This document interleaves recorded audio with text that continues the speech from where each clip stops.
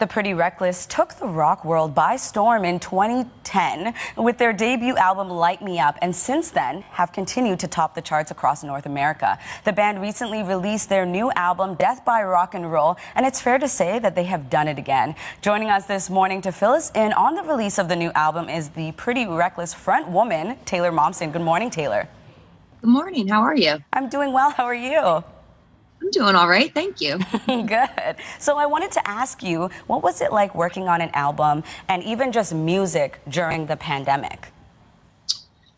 Well, actually, we finished the album before the pandemic.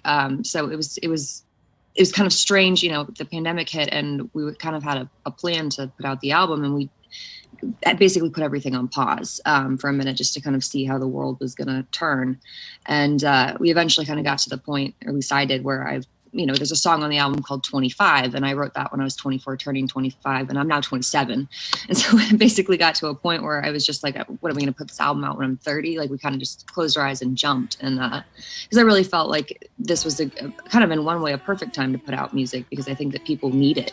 Music has helped me through the hardest times in my life, and if I can put out an album and have it bring, joy or solace or hope or, anything to people, that's the best thing you can do. So that was kind of the mindset behind it, I guess.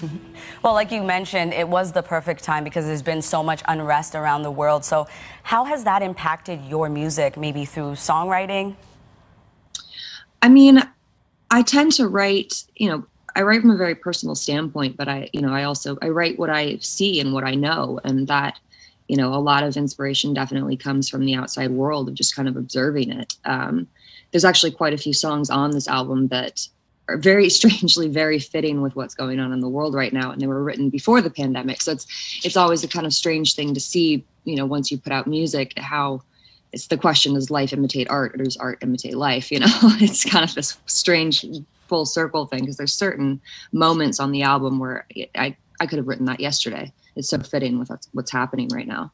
Oh, it definitely is, and I'm sure your fans were super excited, myself included, about the new album. And you recently released the video for Only Love Can Save Me Now. Can you tell us about the inspiration behind it? Yeah, well, that song is one of my favorites on the record. It features the amazing Matt Cameron and Kim Thayil with Soundgarden. And so that song just holds a very dear spot in my heart. Basically, the concept of the video, I write all the video treatments, was to create an emotional performance video that was set in the eye of a hurricane, basically.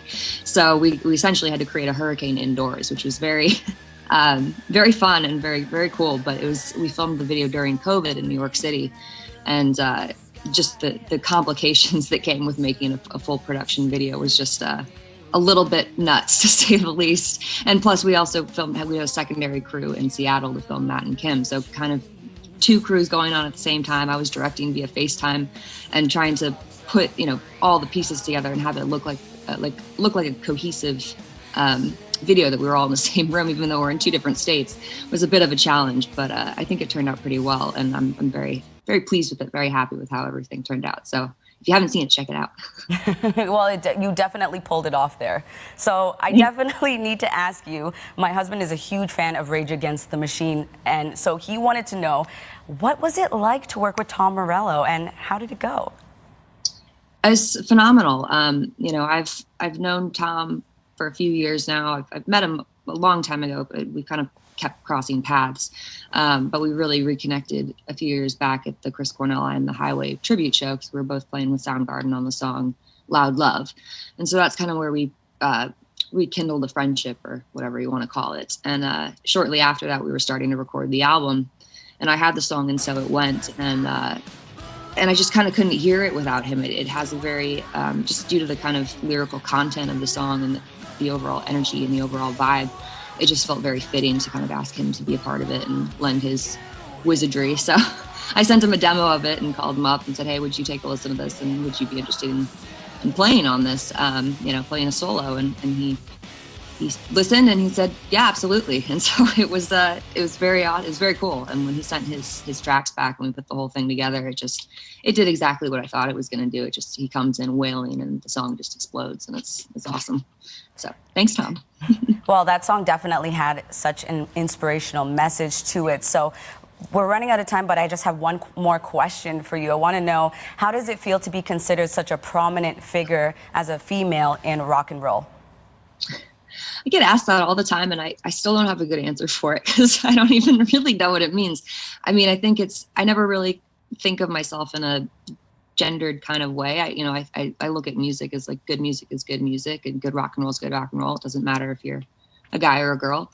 But it's very cool to see that something that I, made for myself and wrote for myself and put out into the world is connecting with people in some sort of, impactful way and maybe inspiring them in some way. And that's a very cool feeling and a very cool thing to be a part of.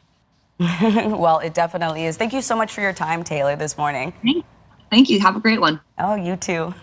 That was the lead singer and rhythm guitarist Thayil Momsen of The Pretty Reckless. You can find them on all major streaming platforms. We'll be right back with more CML after the break.